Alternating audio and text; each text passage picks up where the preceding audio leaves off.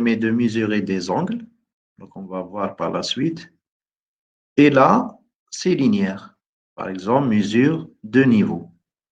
Et l'exemple qu'on a utilisé en TD pour la mesure de pression. Donc, on a utilisé ce genre de capteur. Aussi, on trouve la technologie en couche de carbone. Donc ici, ça sera pas une bobine, mais ça serait une couche de carbone. Et ça, vous voyez un potentiomètre en couche de carbone. Ici, par exemple, en bas, donc vous avez le capteur bobiné, donc capteur potentiométrique. C'est un potentiomètre bobiné qu'on exploite pour mesurer un angle. Et au niveau de cette photo, on vous montre une girouette. Donc, généralement, girouette, elle permet de déterminer la direction du vent. Donc, elle est très utilisée dans le domaine de météorologie et aussi pour l'avionique. Donc, et aussi même pour l'agriculture, puisque l'agriculture, on s'intéresse aussi à la vitesse du vent, surtout pour une serre agricole, pour la fermeture des volets ou l'ouverture. Donc, vous avez plusieurs applications pour la girouette. Donc ici, donc on peut avoir une girouette classique à base d'un capteur potentiométrique. Mais par la suite, on peut voir d'autres technologies utilisées pour la mesure. Parce que si on utilise le potentiomètre, donc déjà on l'a dit au niveau de TD, le problème du capteur potentiométrique, généralement, c'est l'usure. Vous avez le problème de l'usure, parce qu'il y a des frottements. À fur et à mesure, on fait des déplacements, donc on aura l'usure de la surface. Donc automatiquement, à la sortie, vous aurez un mauvais signal. Dans certains cas, vous n'aurez même pas le signal. Donc, problème du capteur potentiométrique, l'usure, ce qui entraîne une durée de vie réduite. C'est pour cette raison, donc, on utilise d'autres technologies. C'est le principe des capteurs de position et vitesse angulaire à base de codeurs optiques. C'est le principe qu'on a vu en TP, par exemple, pour mesurer la vitesse d'un moteur à courant continu. Donc, il est constitué d'un disque, donc un disque fenté. Donc, vous avez des fentes, un certain nombre de fentes, et vous avez un système émetteur-récepteur. Donc, donc, vous avez le système de fourchette, comme il est présenté ici en photo. Donc, il est constitué d'une LED infrarouge. C'est le principe utilisé dans les télécommandes de téléviseurs. Et vous avez ici le phototransistor. Donc, il reçoit ou il ne va pas recevoir la lumière. Ça, c'est le principe du codeur incrémentable. Pour l'application, on le trouve, par exemple, dans le contour d'une voiture. Puisque généralement, dans une voiture, pour connaître le régime moteur, donc, il faut voir l'affichage ici. Même, on peut, à partir, donc on entend le moteur, le régime qui augmente à fur et à mesure qu'on augmente la vitesse. Donc, il est exprimé généralement le tour minute. Vous avez un multiplicateur, donc le chiffre qu'on multiplie par 1000 tours par minute. C'est-à-dire, à une certaine vitesse, lorsque je suis à, par exemple, donc le tour minute, il affiche 2, cela veut dire le moteur tourne à 2000 tours par minute. Donc là, on peut utiliser le codeur optique, Même, on peut utiliser un autre type de capteur qu'on va le voir donc, par la suite ou là dans le cours qui suit. Donc, c'est le principe du capteur à effet Hall, déjà qu'on a vu en TP, pour certains qui ont fait le TP3.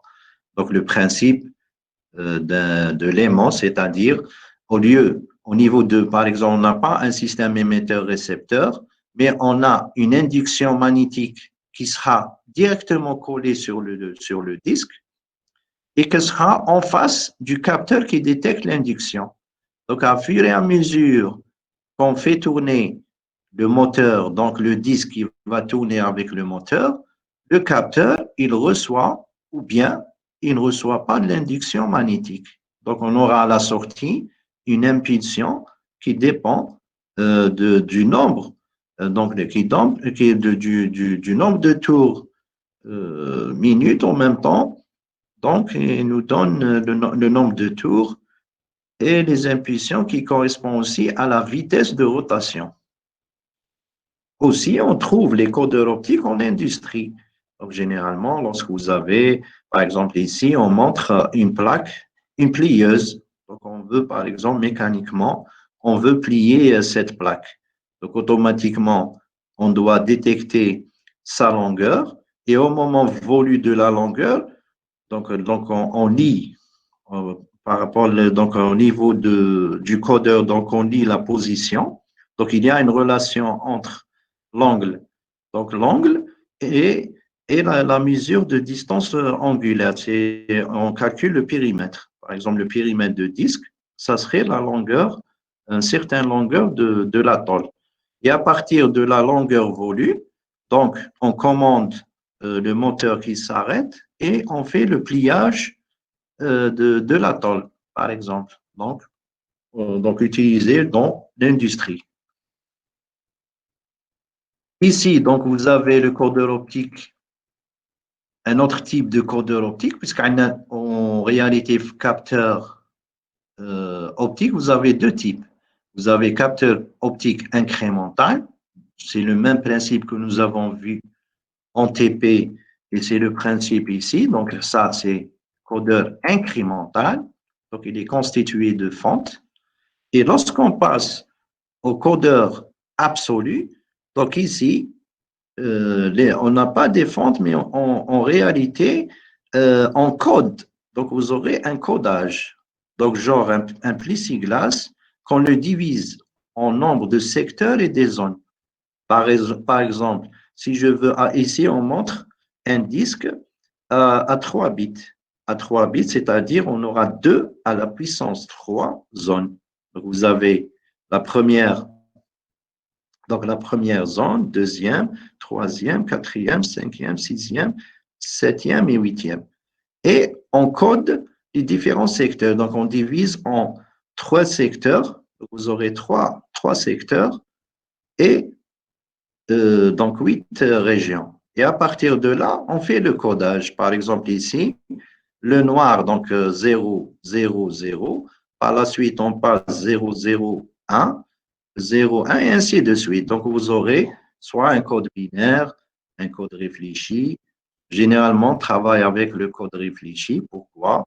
Parce que lorsqu'on passe d'un état à un autre, on a un seul changement. Donc, un seul changement.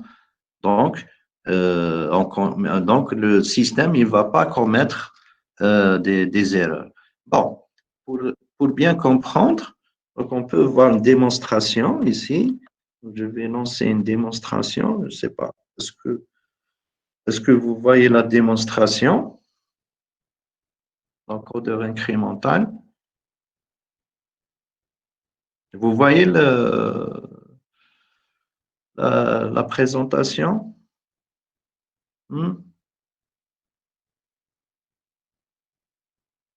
Est-ce que vous voyez la démonstration? Non, monsieur. ما قلت تشوفوا اوكي دونك قولوا لي كما تشوفوش عشان نهضر حاجه دونك partager bon donc je dois vous êtes en train de présenter oui ok bon j'arrête et j'allume donc fenêtre Fenêtre. Donc ici. Partager. Ici, vous voyez maintenant? Oui, monsieur, c'est bon. OK, très bien. Donc ici, donc on montre, par exemple, le principe de codeur incrémental. Bon, je remis ici à 0. D'accord? Donc ici, si vous voyez le disque, donc ça, c'est le disque avec un certain nombre de fentes. Ici, c'est la piste. Et vous avez une petite fente ici. Et en même temps, vous voyez qu'il y a trois photorécepteurs. Donc, un des en vert. Les autres, bon, ils sont ici, donc on va les voir lorsqu'on lance. On lance le. Vous avez rouge, vous avez rouge et verte, d'accord? Et vous avez ici, donc elle va apparaître, donc elle est décalée. Donc ici, donc vous avez donc la bleue. Donc vous avez en réalité 3 émetteurs, 3 récepteurs. Donc ici, dans notre cas, par exemple, si on prend le cas du TP, donc vous avez seulement une piste avec un seul émetteur-récepteur. Donc le principe, c'est de mesurer la vitesse. Donc on ne s'intéresse pas au sens de rotation du moteur.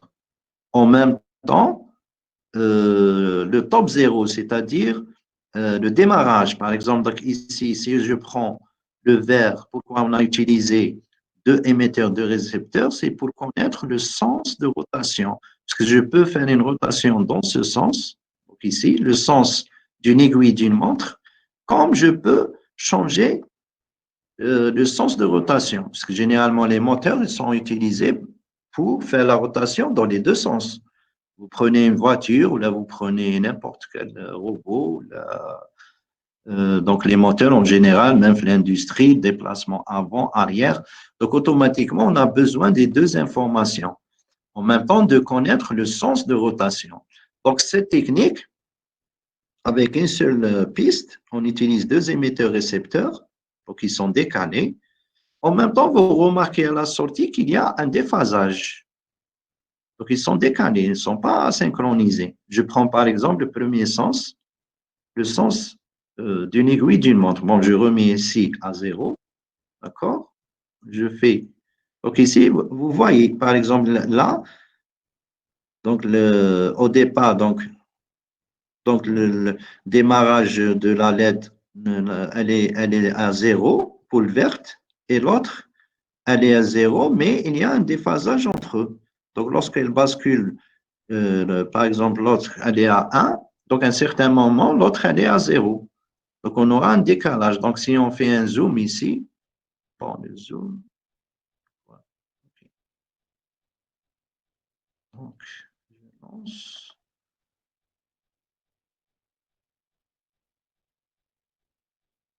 Donc, ici, lorsqu'elle apparaît, donc vous avez un 1, l'autre, elle est à 0, par la suite, 1, l'autre 0, et ainsi de suite. Donc, dans ce sens, si je compare les deux signaux, donc je peux dire, par exemple, ici, la sortie rouge, euh, elle est en avance, par exemple, par rapport au verte. Le 1, il apparaît le premier, donc ici.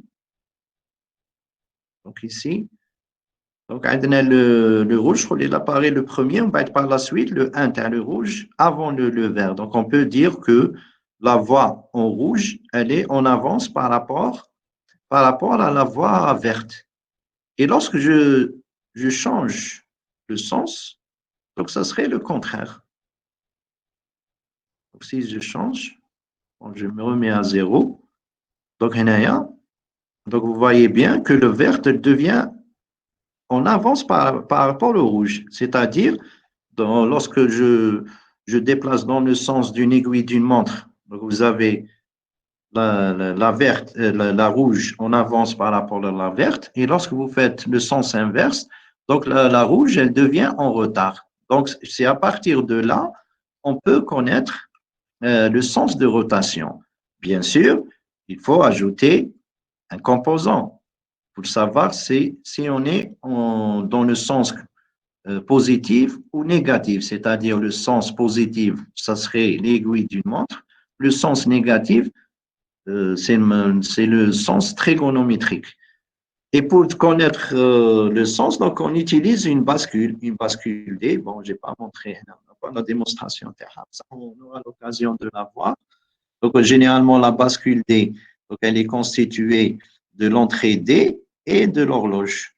Donc, automatiquement, si j'utilise, par exemple, donc les deux voies, une voie, je l'utilise pour l'entrée de la bascule D, l'autre, ça serait l'horloge. Donc, si je prends l'horloge, la voie verte, par exemple, la voie verte, donc, le front montant, par exemple. Donc, ici, si je prends la rouge, il y a l'horloge.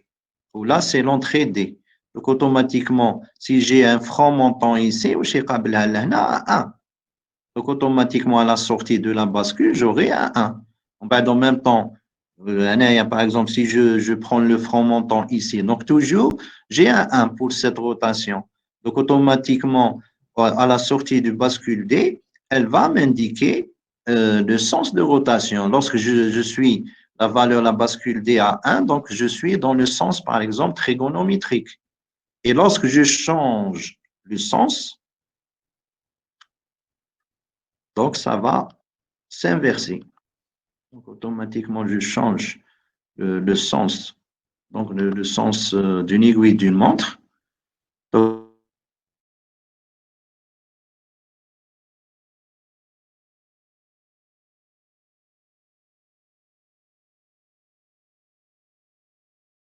montant ici, donc ça serait toujours 0 pour ce sens.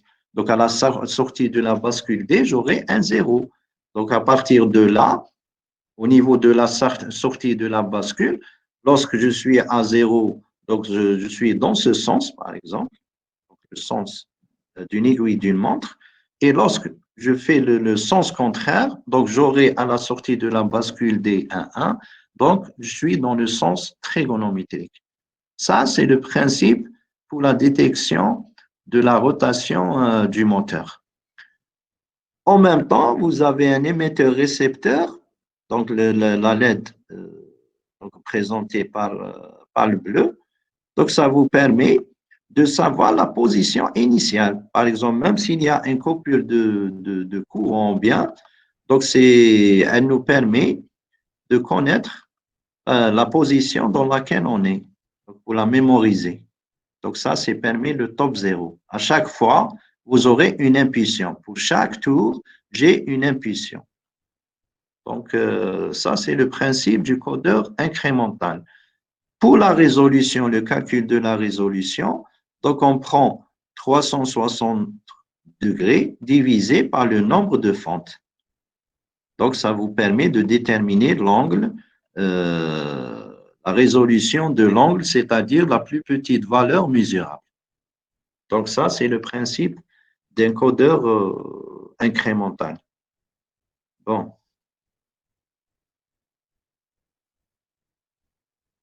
Pour revenir.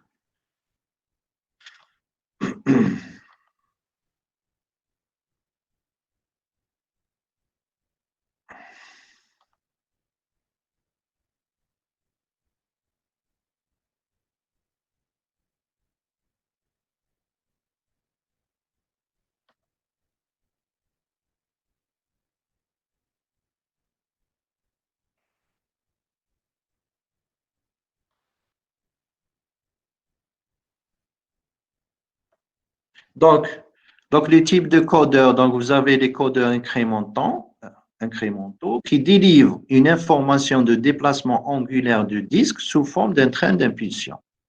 Et vous avez les codeurs numériques, c'est-à-dire, c'est le même principe, si on peut dire, mais donc on a des codeurs incrémentaux et vous avez des codeurs absolus. Donc, vous avez des codeurs numériques. Bon, ici, ils ont, généralement, on les appelle codeurs absolus. Mais on peut trouver le nom de codeur numérique. puisqu'ils sont codés. Ils sont codés sur un certain nombre de bits. Donc, le codeur numérique de position est destiné à des applications pour lesquelles on souhaite obtenir l'information de position sans traitement par la partie commande. C'est-à-dire, on aura à la sortie des données, c'est des bits, des zéros, c'est des zéros et des 1. Par exemple, ici, vous avez le disque, donc le disque, donc on le stoppe. Donc ici, vous avez par exemple 1, 2, 3, 4, 5. Vous avez 5 bits. Donc automatiquement, vous aurez 5 pistes. Où ça, il est codé. Par exemple, c'est des 0 et des 1. Donc, par exemple, si je démarre, j'essaie de démarrer de 0. Donc ici, vous avez 0, 0. D'accord? Donc, il y en a les 5 phototransistors, ils ne reçoivent pas de la lumière. Donc, c'est quand vous avez 0, 0, 0. Et par la suite, donc, lorsqu'on fait la rotation, donc, il apparaît ici, dans la fente ici. Donc, on aura un 1. Donc, on aura 0, 0, 0. Donc, 1, 0, 0. OK, donc, on a 1 avec 4 0. Et on fait la conversion décimale, vous aurez la valeur. Donc, ici, par exemple, je suis à 0. Et lorsque je vais démarrer, donc, par exemple, je passe, à fur et à mesure, vous voyez ici la différence. D'accord? Donc, ici, on voit la transformation binaire. Donc, automatiquement, à la sortie, vous aurez une sortie binaire. Donc, ça, c'est le principe d'un codeur absolu. Donc, un codeur absolu, qu'est-ce qu'il faut retenir? Vous avez deux types de codeurs, codeur incrémental et codeur absolu. La différence, c'est quoi? Le codeur incrémental, donc on peut avoir une piste avec un top 0, c'est-à-dire pour la remise à 0, comme on peut avoir aussi, donc, comme on peut avoir, par exemple, deux pistes. Des fois, même pour l'incrémental, on utilise deux pistes décalées. C'est le même principe avec une piste avec les codeurs décalés. Bon, ici, on ne les montre pas, mais on a montré avec une seule piste. Et dans ce cas, vous avez le codeur absolu codé. Et la résolution, plus vous augmentez le nombre de bits, et plus vous aurez une meilleure résolution. Parce que si vous prenez, par exemple, un codeur optique absolu, c'est-à-dire, par exemple, codé sur 2 bits, donc automatiquement, vous aurez la division de disque en 2 à la puissance 2. Donc, automatiquement, vous aurez un disque qui sera divisé par 4, qui vous donne un angle de 90 degrés. Et si vous prenez, par exemple, des bits, par exemple, j'augmente le nombre de bits, par exemple, 3 bits, vous aurez 8 zones. Donc, l'angle, il devient égal à 45 divisé par 2, donc 22,5 degrés pour la résolution. Donc, ça concernant la résolution. Et pour le codage, donc, vous avez différents codages. Donc, binaire, le code gray. Généralement, le code gray, c'est le code binaire réfléchi. Donc, normalement, vous avez vu ça en module numérique, la module dans le combinatoire, etc. Donc, vous avez le code gray, également appelé binaire réfléchi, est un code binaire. Donc, ici, par exemple, le code binaire, vous avez ici sur 16 bits. Donc, 16 bits, donc 2 à la puissance 4. Donc, ici, vous avez 4 bits. Ça, c'est le binaire et ça, c'est le gray. Donc ici, lorsqu'on écrit le 0 décimal en binaire, donc ça serait 4 0. Le 1, ça serait 0 0 1. Le 2, ça serait 0 0 0 1 0 et ainsi de suite. Pour le gray, donc vous avez 0, 0 0 1, 0 0 1 1. Donc vous voyez ici, il y a une différence. Par la suite, ici, vous avez en binaire 0011, l'autre 0010, et ainsi de suite. Donc ici, si on fait une comparaison entre le binaire et le gré, qu'est-ce qu'on remarque? On remarque que dans le binaire, lorsque je passe d'un état à un autre, je peux avoir deux changements à la fois par rapport au code gré. Le code gré, vous avez un seul changement. Lorsque je passe le 0 à 1, comme un seul changement. Je passe le 2, comme un seul changement d'état. Ici, un seul changement, et ainsi de suite. Donc, c'est pour cette raison, on utilise les codeurs absolus, le code gré. Pourquoi? Parce que là, vous avez un seul changement, un seul changement, un seul changement par état. Lorsque je passe d'un état à un autre, on fait un seul changement. D'accord?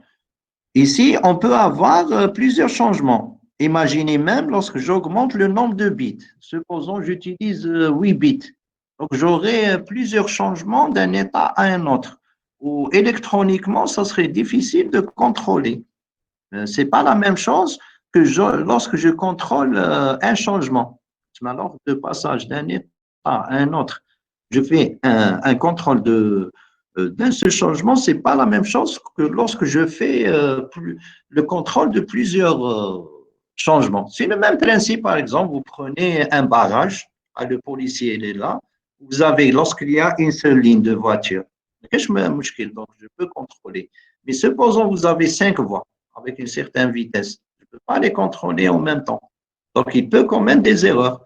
Donc, en électronique, c'est le même principe. Plus vous augmentez le nombre de changements et plus la probabilité d'erreur. Donc, c'est pour cette raison que le codage des codeurs, des codeurs absolus, donc on choisit le code gris. Donc, c'est une information, c'est bien de la savoir, surtout si vous travaillez avec des codeurs, les codeurs, que ce soit incrémental ou là, codeur absolu. En même temps, on peut trouver aussi des codeurs, c'est pas angulaires, mais rectilignes, genre de règles, par exemple des règles qui sont codées. Mais c'est le même principe, donc ils sont codés. D'accord? Donc, c'est le codage, comment ça se passe? Donc, on a B0, par exemple, de la piste. Deuxième piste, ça serait B1 et B2. Donc, ici, ça serait, il n'y a pas de matière, donc c'est du vide. Donc, ici, donc, par exemple, donc ici, donc on peut dire 1, 1, 1, d'accord? Et par la suite, donc 1, 1, donc 7, ça serait 1, 1, 1. Pour le 6, ça serait 0, 1, 1. Pour le 5, ça serait 1, donc 1, 0, 1. Pour le 4, et ainsi de suite. Ici, le 0, donc ça serait 0, 0, 0. Parce qu'il y a la matière. Donc, on touche la lumière. D'accord? Donc, on a les deux positions. Si je prends ici, donc, est-ce que ça marche?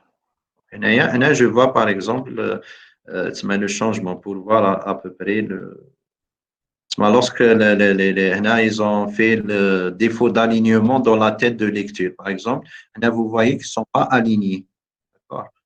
Donc, alignement parfait. Donc, généralement, lorsque vous faites la réalisation, donc ici, l'émetteur-récepteur, il doit être aligné. Parce que s'ils ne seront pas alignés, automatiquement, il peut y avoir des erreurs. D'accord? Et je crois d'une manière conception, fabrication. Bon, un binaire. Donc, pour un code sur 3 bits, par exemple, comment le code réfléchi, c'est entre parenthèses, comme pour certains, ils savent comment faire le code réfléchi, comment on complète le tableau. Sinon, le principe, il est simple. Le code gré, le code réfléchi. Donc, ici, vous avez 3 bits. Donc, je commence par exemple ici 0, 1. Ben, je mets ici, c'est comme une miroir. Donc, si vous faites une miroir, automatiquement, j'ai le 1. Par la suite, il y a 0. نعمر طابلو تاعي Donc, on a un miroir, la moitié du tableau de 8. Donc, on a 0, 1, 1, 0. Qui est le miroir de automatiquement, qu'est-ce que je vois? Je vois 0 à l'anaya, l'1 l'anaya, l'1 l'ana, 0 l'ana. Et ainsi de suite. On va par exemple, tac, tac, tac, tac. Et je remplis le tableau. Bon. Donc ici, donc si je fais le miroir, donc donc واش نشوف هنا 0 1 نشوفوا لهنا 0 1 1 1 نشوفوا لهنايا 0 1 لهنا 0 0 لهنايا.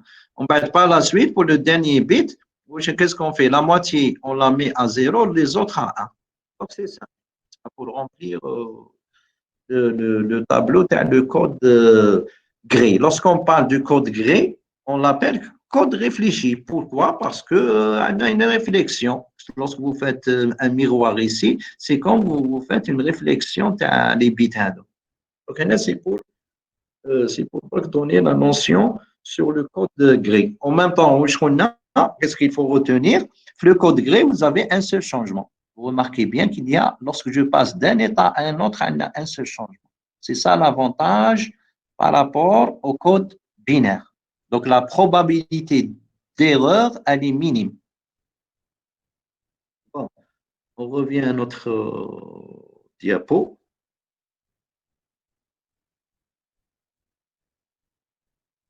OK.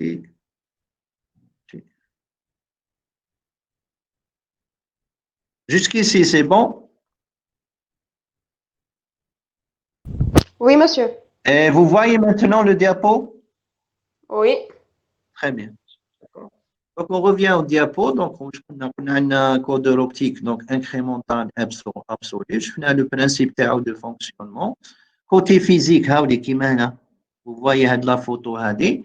C'est-à-dire, la technologie, on peut utiliser par exemple un plexiglas. Au lieu de faire des trous, on peut avoir deux techniques. Soit prendre un disque en métal et on fait percer. Donc, vous aurez les. Oui? حبسه ليماج بينار ريفليشي. لا كون في الاخر ما كنتش في الديابو ما كنتش تشوفوا الديابو داكور خلاص هنا باسكولي جو باسكولي بون بريزونتي اوكي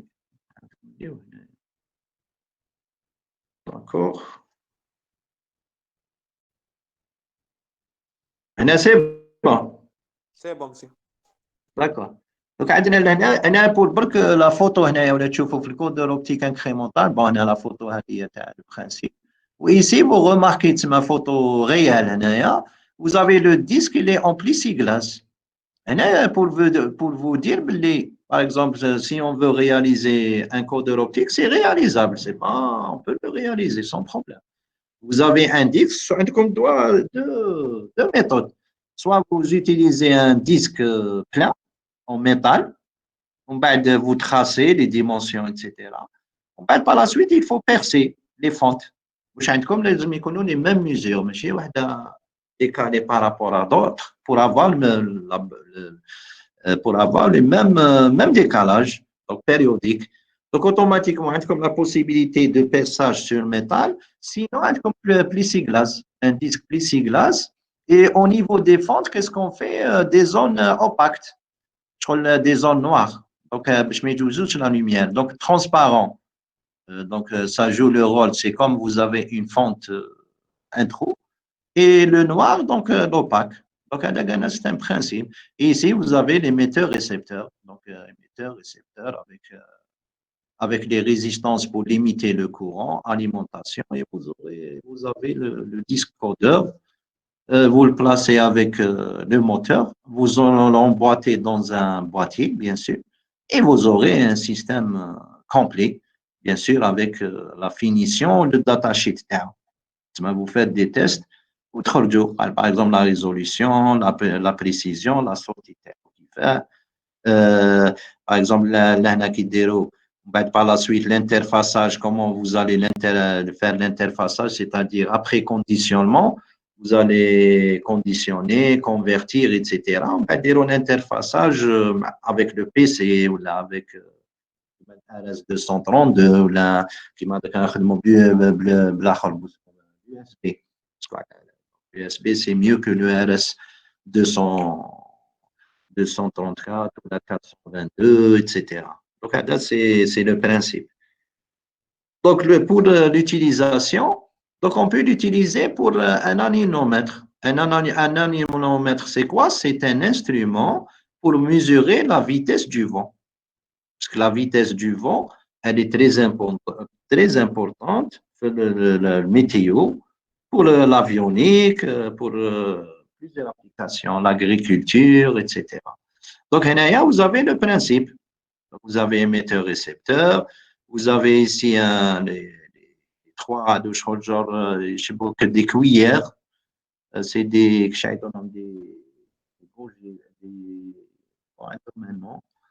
donc, en fonction du vent, donc, il y a comme une rotation. Donc, ici, au niveau de l'axe de rotation, on place, par exemple, le disque. Le disque ici, par exemple, un disque codeur absolu. Mais je peux utiliser un codeur incrémental. Ce n'est pas un problème. Donc, c'est pour avoir une meilleure résolution. Donc, comme une meilleure mesure. Mais bon, en général, même les anémomètres, on peut remplacer carrément le codeur optique par le capteur à effet Hall. Là, c'est plus simple, en même temps pas coûteux. Parce qu'à date, c'est coûteux quand même. Parce que supposons entre le disque, on va le disque à d'amont, vous tracez, etc. On va des mécaniciens, ou là, bon, tout dépend, on a des artisanal, ما كاش مشكل. تسمى باطل كيما يقولوا. Mais si vous faites حاجة professionnelle, donc لازم لكم شغل كيما يقولوا pour la réalisation du disque. On va aller comme l'émetteur récepteur, c'est pas un problème, c'est pas cher. Les résistances, alimentation, c'est réalisable. Bon, réalisable, mais il faut avoir la précision, bien sûr. Il faut avoir une bonne, bien réalisée pour ne pas avoir des dérives d'accord. Donc, mais le principe, il est simple. Donc ici, par exemple, ici, comme l'utilisation d'un capteur, pour qui mène par exemple l'anémomètre, on ne peut pas utiliser un potentiomètre. Un potentiomètre, il est limité par la rotation. Un potentiomètre, un doro 360. Bon, des fois, mais il 360 pour le potentiomètre. Donc, automatiquement, l'équivalent جاي. Donc, on a le bobinage. On a le curseur, l'alimentation, le GND. On a la même chose. Donc, on a mais il 360 degrés. Toujours, on a une limite. Parce qu'on a des fils, etc. Parce qu'on a le curseur, il est au milieu, par exemple. Donc, on ne peut pas نغلق هذه. Sinon, on a un court-circuit. Donc, il faut laisser un vide. Donc, automatiquement, on a un angle maximal. Un certain angle. Je ne sais pas, 270, 300 degrés, 340 degrés, mais il y a 360. C'est le complet. D'accord? Donc, par exemple, mesurer l'angle. Donc, supposons pour girouette, mais qu'est-ce que pour la direction, puisque la direction du vent, mais qu'est-ce que il y a des sud-nord ou la est-ouest, etc. Donc, c'est une rotation certains angles. Elle ne va pas faire des rotations, c'est-à-dire plusieurs rotations. Ce n'est pas la même chose qu'un anémomètre. L'anémomètre, non. Il doit faire plusieurs rotations. Donc, il n'y a pas d'erreur. Je trouve qu'il y a un codeur optique. Tout dépend de la vitesse. La vitesse qui connaît le vent, pour lente. Donc, automatiquement, on a des petits, la période qu'on donc le temps est كبير, mais lorsque la vitesse du vent elle augmente, automatiquement la période elle diminue. Ça يزيد la vitesse. Donc automatiquement, maintenant, لازم تكون عندي une rotation indéfinie. يقولوا théoriquement يقعد يدور. Supposons ندير anémomètre ونخليه برا. يقعد يدور. D'accord. Donc automatiquement لازم يكون عندكم لا روتاسيون. Bien sûr في لا روتاسيون كاع باسكو راح يدور بزاف بزاف بزاف. Donc il faut éviter les problèmes تاع l'usure ومنا. Donc généralement des fois on ajoute des rouleaux au niveau de l'axe نوسيولو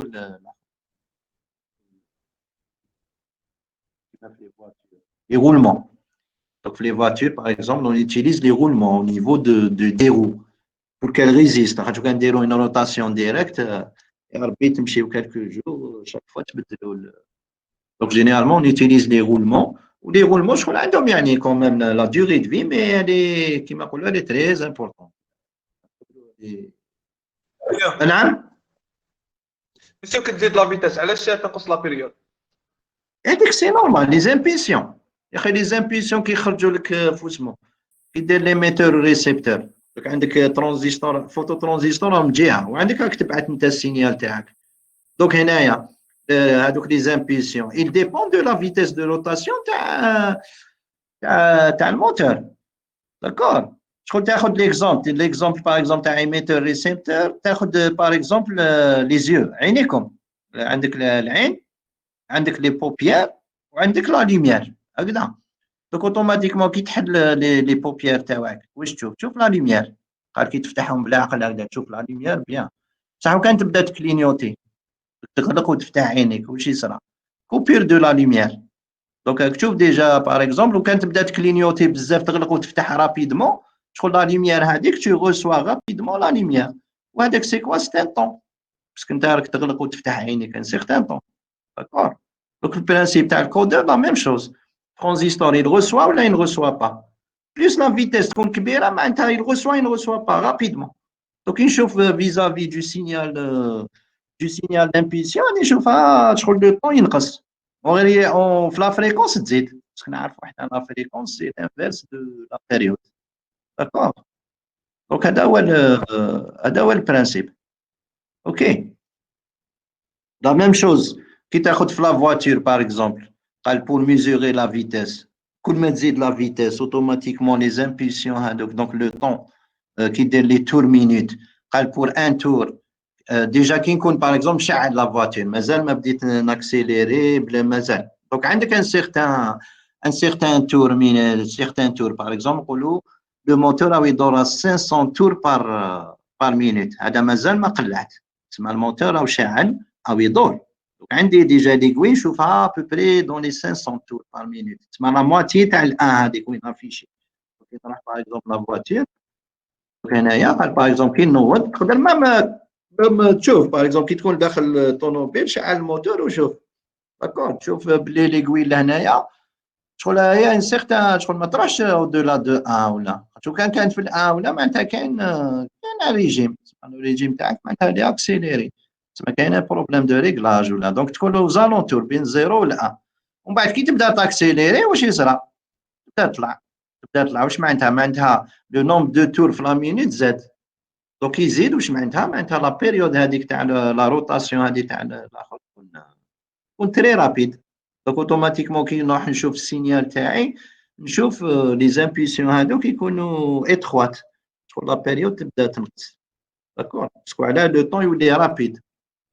اوكي بون هذه كونسيرنون كيما هنا باغ اكزومبل اون بو يوتيليزي ان بوتونسيومتر.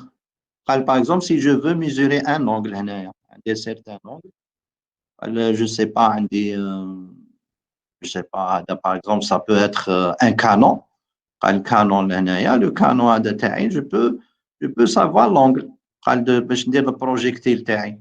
داكور شغل فيزيك قريتوها في الترمينال تاع البروجيكتيل هذيك دونك 45 دوغري 60 دوغري ومن بعد دونك اوتوماتيكمون انا واش عندي ان سيستيم هذايا ان موتور كي بيرمي دو ريغلي دونك يطلع ويحبط دونك هذا باش نطلع لونغل ونحبط وهذا و ميم طون يميزوري دونك اوتوماتيكمون هذا السيستيم قال je veux le commander, donc automatiquement, par exemple, un microcontrôleur avec bon, programmation, bien sûr. On va dire la consigne, quand je veux 45 degrés. تدخل la consigne تاعك تبعت la commande يبدا يدور في الموتور هذا واش يجيب لنا l'information باسكو الكابتور دونك هنايا هذاك لو فيل هذا سي بور كوموندي لا روتاسيون هذا او يدور او يقرا لي في لانفورماسيون. دوك يبعثها ميكرو كونترولور غير يلحق لا كونسين يجي في كومباريزون باسكو عندكم ترافاي اون بوكل فيرمي. انا ماشي بوكل اوفر، خاطر كان ندير بوكل اوفر شغل قاعد يمشي اوتوماتيكمون عندي بوكل فيرمي. دونك نقرا لانفورماسيون نبعث لا كونسين و جو فيريفي من الكابتور باسكو هنا لو كابتور لو رول تاعو شنو هو يفيريفي لونغل تاع لا كونسين تاعي اسكو لحقت ولا ما لحقتش. داكور. Parmi les applications, on peut l'utiliser Ghana في biomédical.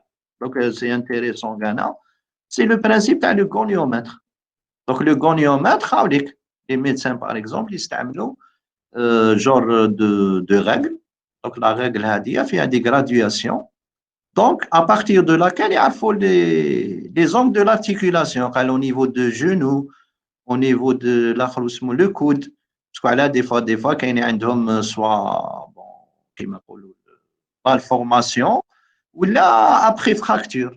كان واحد après fracture دار بلاطر اكسيتيرا ومن بعد بالا سويت باش يشوفوا ابوبري لونغ شحال راهو اسكو ولا البلاصتو ولا لا. دونك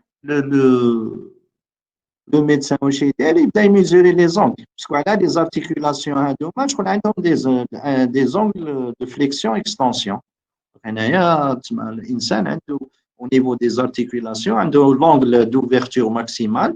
Donc نعيطوا لها la flexion lorsqu'on fait la flexion par exemple les membres supérieurs ou les membres inférieurs la même chose. وعندنا donc l'extension plutôt l'extension donc نفتحوا flexion donc نغلق donc عندنا extension flexion. D'accord. En même temps par exemple la cheville. À partir de là, on peut numériser le système. Donc, le système est numérisé, mais il est automatiquement l'angle. Etc. Ça prend du temps, même quand la mesure des femmes est avec précision, etc. Donc, on utilise goniomètre. Donc, comme un principe démontré là. Quand il y a une tige, il y a un potentiomètre, par exemple. Avec un goniomètre simple. Donc, vous avez le potentiomètre. Le potentiomètre, bien sûr, il est conditionné avec conversion analogique numérique, affichage. Et je peux mesurer, par exemple, l'angle. Par exemple, il y a un angle de 135 degrés. Donc, en fonction de la flexion du genou, donc j'aurai des angles. Donc, on peut même, par exemple, avoir un système embarqué où il mesurer l'angle durant la marche. الواحد يمشي ويشوف la marche تاعو est-ce que elle est bonne, est-ce que ما فيهاش problème ولا surtout كي يكون داروا له une prothèse ولا عفسه une orthèse. Donc automatiquement pour contrôler la marche, que ce soit la marche, que ce soit pour les sportifs, la même chose. قال باش نشوف كيفاش راهم يجري etc. Donc c'est des informations qui sont très importantes, que ce soit pour le biomédical ou bien le biomécanique. Parce qu'il y a un biomédical ou un biomécanique. On a biomécanique, c'est la science qui s'intéresse au mouvement, le mouvement être humain ou même mouvement des animaux. Même les animaux, des chevaux ou la une fracture ou là. Donc, il va contrôler les articulations. On peut utiliser des systèmes à base de goniomètre. Et même, par exemple, avec les technologies nouvelles, où là, on peut utiliser des accéléromètres. Les accéléromètres, on peut accéder aux angles. Donc, qui met le principe utilisé le téléphone portable, etc. D'accord. Pour la direction, quand tu as la caméra, etc. Donc, système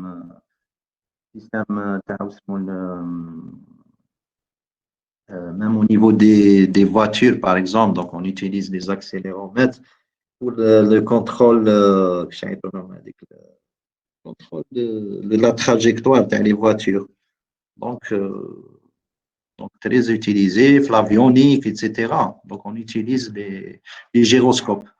Comme les gyroscopes à base d'accéléromètre ou des capteurs magnéto en fonction du champ magnétique, etc. D'accord.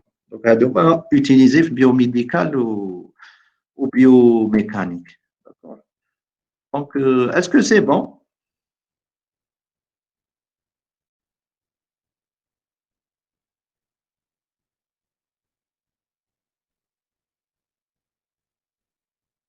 Donc, concernant les capteurs qu'on a, donc, la partie 1, donc, on a vu des capteurs de position et vitesse. Donc, donc, on peut mesurer la position angulaire, la position linéaire à base d'un potentiomètre. Comme on peut l'utiliser, donc, on a le problème de l'usure, les capteurs potentiométriques. L'avantage, ils sont simples à faible coût, mais l'inconvénient, c'est l'usure, donc la durée de vie. Donc, vous avez la technologie, les codeurs optiques. Donc, en général, donc, l'information se fait sans contact, donc pas d'usure. Donc, on peut dire que la durée de vie, elle est très importante par rapport aux capteurs potentiométriques. Pour les codeurs optiques, on a deux types de codeurs optiques. On a incrémental et codeur absolu, c'est-à-dire codé. D'accord? On a le code binaire, code réfléchi, code gré. On a le code gré et l'avantage TAO, on a un seul changement lors du passage d'un état à un autre. Donc, on a la probabilité d'erreur, elle est minime par rapport au binaire. Bon, en même temps, je finis l'application. Donc, on a l'anémomètre. Donc, on utilise par exemple le codeur optique et on peut l'utiliser par la suite. On va voir lorsqu'on va faire des capteurs inductifs. Donc, on peut remplacer même le codeur optique par un autre capteur pour mesurer la vitesse du vent. Et pour la direction du vent, donc on peut utiliser le capteur potentiométrique. Et toujours un problème de mesure, donc on peut gagner le remplacer par un autre type de capteur. D'accord. Et enfin, je vais gagner le goniomètre, puisqu'il mesure l'angle, d'accord, les articulations. Bon, à dire que concernant la première partie, tu as l'exemple de capteur d'application. Donc, on va voir maintenant rapidement sur les capteurs de force à base de jauge de contrainte. Bon, déjà, on a vu le principe. Maintenant, c'est pour donner peut-être des informations en plus par rapport à ce qu'on a vu. En même temps, genre de révision, que ce soit le TP ou la... Donc,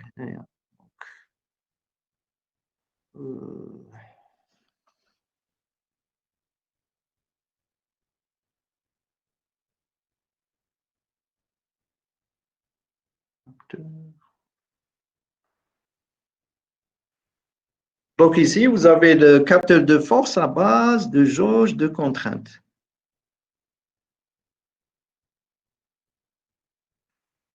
Lorsqu'on parle de contrainte, donc on a parlé déjà de la loi de Hooke. Bon, donc la loi de Hooke, c'est la caractéristique contrainte en fonction de la déformation. Donc donc en fonction du matériau, donc vous avez trois zones en général. Donc la partie élastique, plastique et rupture. Donc ça, par exemple, si je prends, vous avez ici le matériau céramique, on a le plastique, bon, donc on a céramique, ou on a le plastique par exemple, d'accord? On a l'aluminium, plutôt on a céramique, on a l'aluminium, d'accord? On a le style, matériau. D'accord. Donc, en fonction des trois phases, donc vous avez trois phases. Donc, on a la phase élastique, on a la phase des plastiques, on a une déformation. Et ici, vous avez la rupture. Donc, chaque matériau a trois phases. Phase élastique, plastique et rupture. Donc, généralement, pour réaliser un capteur de force à base de jauge de contrainte, il faut s'assurer que le corps d'épreuve, il se trouve dans l'intervalle d'élasticité.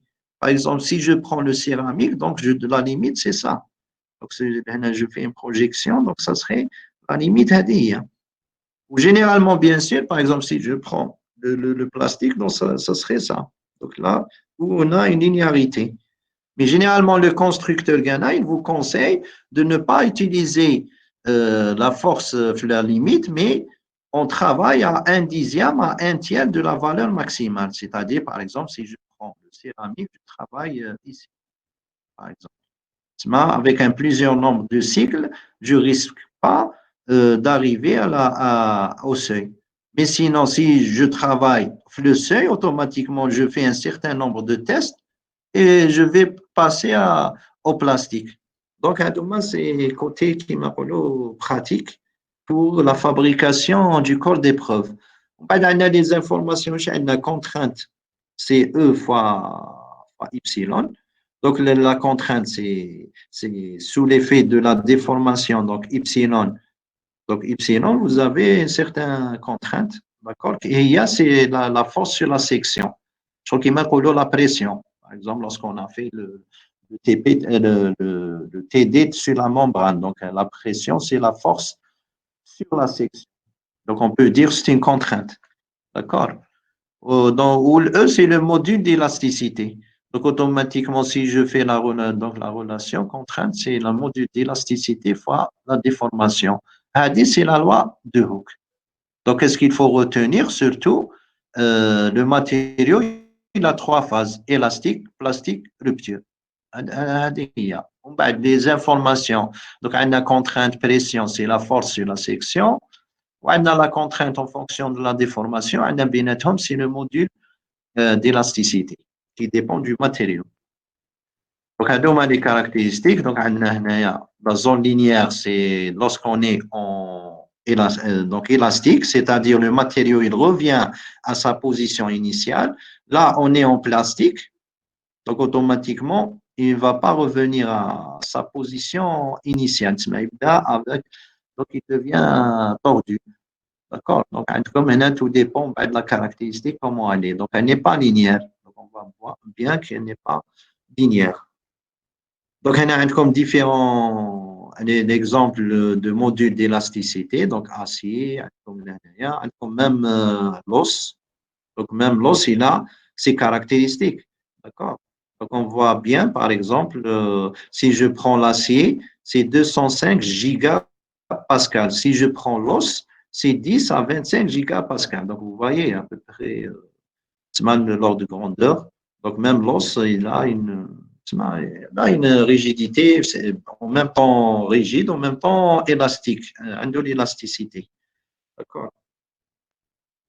Donc, pour la jauge de contrainte, on a vu déjà, même l'application de PH, donc elle est constituée d'un fil en zigzag. Donc, ici, c'est un fil, les supports, et vous avez une certaine longueur. Donc, par exemple, sous l'effet de déformation, comme la déformation Y. Donc, il y a les caractéristiques de la jauge. Donc, les jauges ont certaines caractéristiques qu'il faut prendre en considération. Donc, elle doit être capable de mesurer des élévations de plus ou moins 1 micromètre par mètre. C'est l'unité. Une jauge, elle doit mesurer le 1 micromètre par mètre. Si j'ai par exemple, une structure de 1 mètre, elle doit mesurer le 1 micromètre le mètre index. C'est une obligation. Quand tu l'as mesuré, donc devient, elle n'est pas sensible. Donc, tu dois mesurer l'information. Pour la taille, plus petite taille et poids faible. Plus qu'une petite et plus, vous aurez la mesure de l'ordre de micro. D'accord? La réponse de signal et de fréquence est élevée, puisque la jauge, on peut l'utiliser pour la mesure des forces statiques en même temps dynamiques. Et maintenant, le cas le système de pesage, c'est statique. Donc, on met le poids à DAC, elle se déforme, on mesure.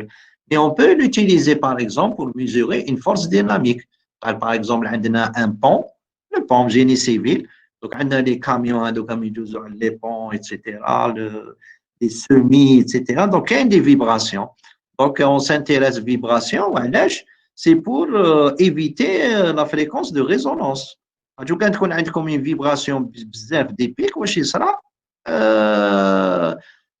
le pont attaque destruction de le pont qui met le principe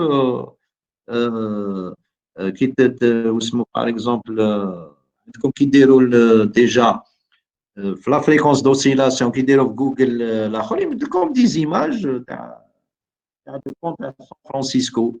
À un certain moment, il sera une destruction à cause de la vitesse du vent. Donc, comme une vitesse du vent, On va être l'oscillation, la fréquence de résonance. Donc, comme un pic, parce que la résonance, c'est qui connaît comme le maximum d'amplitude. Donc, à fur et à mesure, ça va donner une destruction. Quand il y a un exemple, quand en Allemagne, je crois, un petit pont Agda qui a été détruit par les pieds des soldats. Parce que les soldats qui connaissent synchronisés, je crois qu'ils créent une certaine oscillation avec une amplitude maximale. Tu m'as dit la fréquence, la même fréquence, donc qui se rajoute. Donc, jet la résonance, bon, d'accord. Donc, c'est la résonance. Donc, automatiquement, on a la jauge. Elle peut être, donc, on l'utilise pour la mesure des fréquences qui m'appellent statiques. En même temps, elle est utilisée également dynamique, étude dynamique. Donc, on a une grande plage de linéarité. Donc, lorsqu'on utilise le corps d'épreuve, donc automatiquement, on a la linéarité, stabilité dans le calibrage, donc le facteur de jauge. Donc, le facteur de jauge, il est en fonction des paramètres, le matériau, le coefficient de Poisson, ou un Bridgman. Donc, c'est le facteur de jauge. On a facile à utiliser dans de nombreuses applications, système de pesage, c'est les ponts, des fois même pour détecter les fissures, par exemple, les avions. Donc, les avions, comme les réacteurs, à un certain moment, ils seront des fissures. Donc, au niveau du réacteur, on peut placer, par exemple, même les tests, les laboratoires, ils placer plusieurs jauges, réacteur lorsqu'il est soumis soufflerie avec un grand vent il بداو يشوفوا comment elle se déforme avec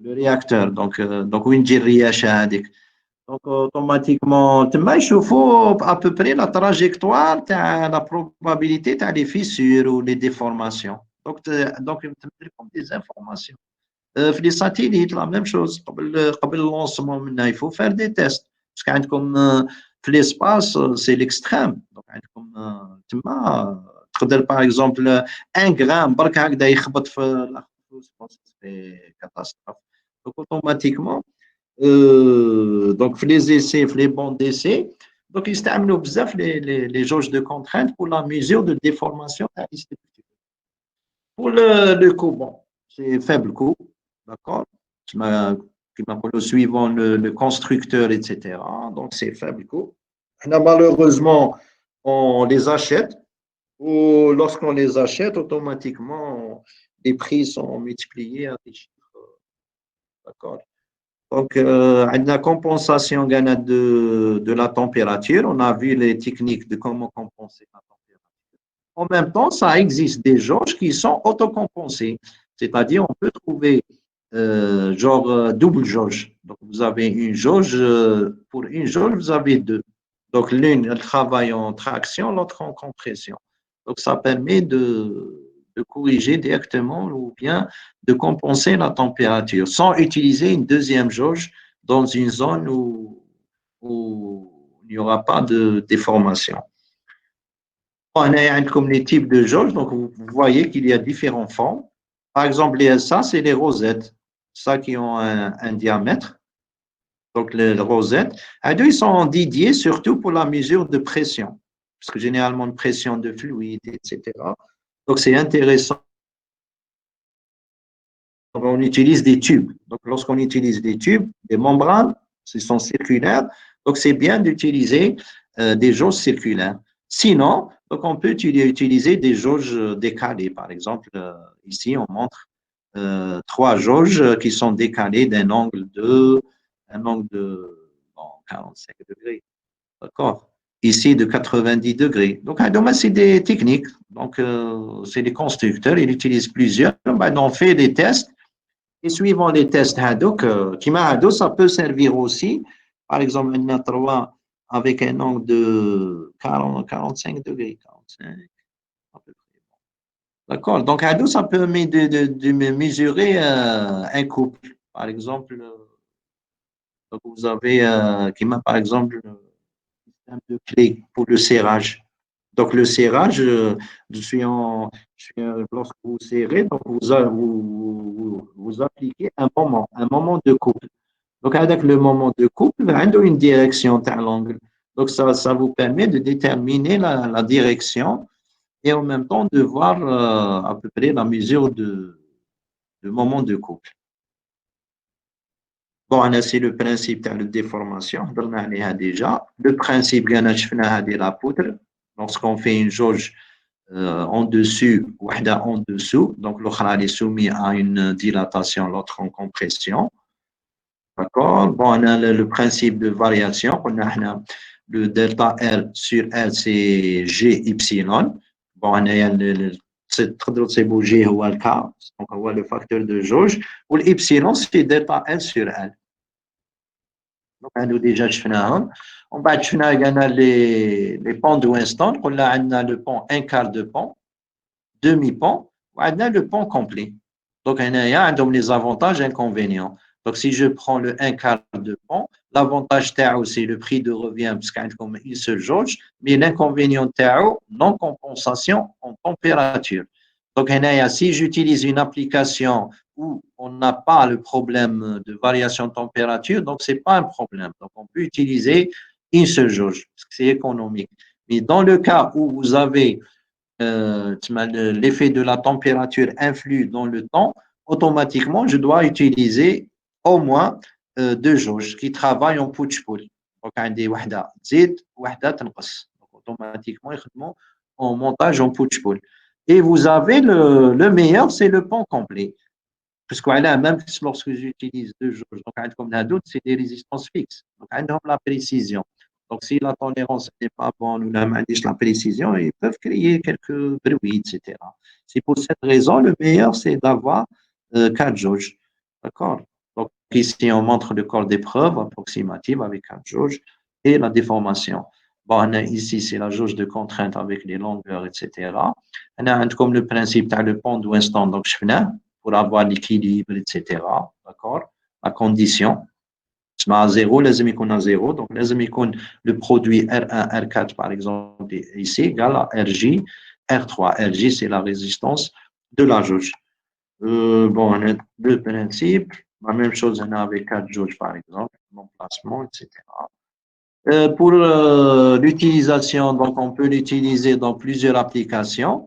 Par exemple, là, pour mesure du poids des camions avec les marchandises, par exemple, marchandises alimentaires ou de construction, etc. Pour le contrôle des routes des avions. Donc, que ce soit pour le pesage ou la gana pour la mesure dynamique, par exemple, en fonction de vibration. Donc, nous pouvons voir les mouvements, par exemple, appliqués. Même Formule 1, par exemple, la même chose pour le contrôle des roues. D'accord? On peut trouver les pesages des véhicules. Donc, déjà, par exemple, le principe. Donc, vous avez là un genre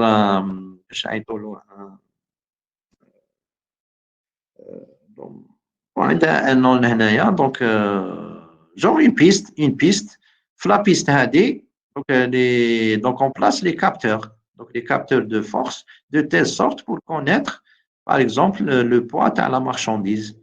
Donc c'est des plateformes à base de jauge de contrainte. D'accord? عندنا هنا les canaux de Formule 1 عندنا par exemple pour le contrôle douanier Ghana. Parce qu'on peut avoir à partir de déclaration, je déclare telle marchandise, ou avec la marchandise, la quantité donc la valeur de pesage. Mais quand je joue la douane, c'est par exemple un excès. Donc l'excès, il est dû à quoi? Par exemple, c'est qu'on n'a pas vu. Donc, automatiquement, il y a le contrôle du pesage. En même temps, il y a un excès. Par exemple, il déclare, je ne sais pas, 50 قنطار banane وجاب 100 جاب double. Donc, automatiquement, la mesure par rapport à la facture, qu'il y a un problème. D'accord?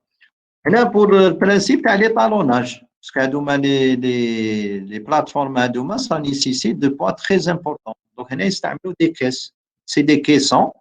Adou, ils comme étalon. Par exemple, elle fait 100 kilos, ça serait 200, 400, 600, et ainsi de suite. D'accord? Donc, c'est pour l'étalonnage. Intéressant, c'est l'application de pesage.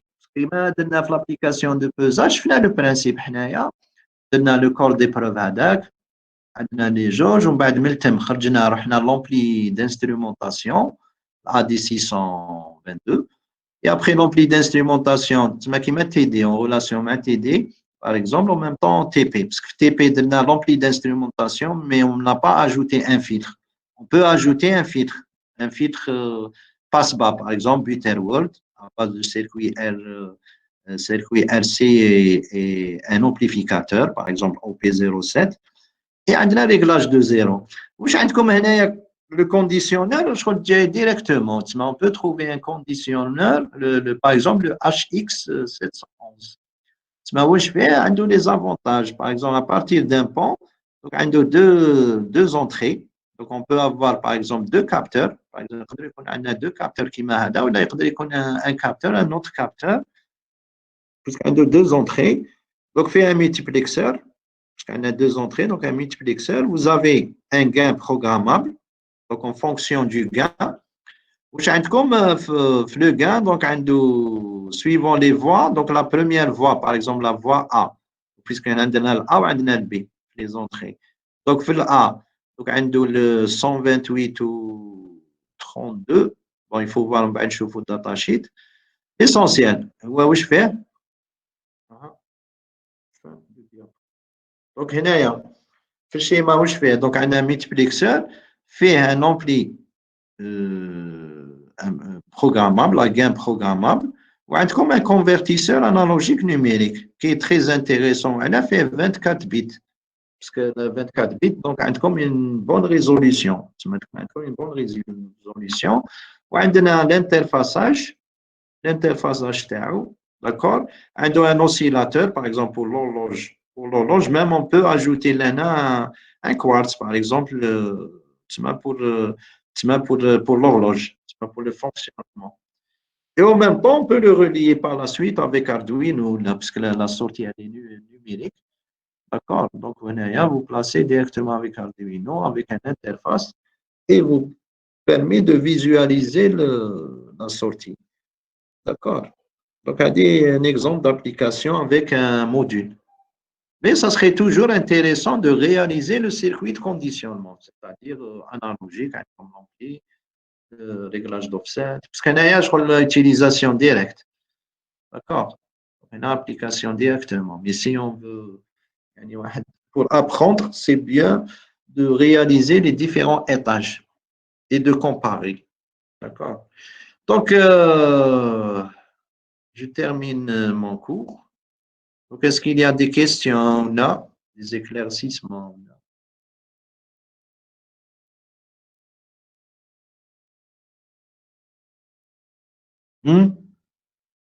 Allô?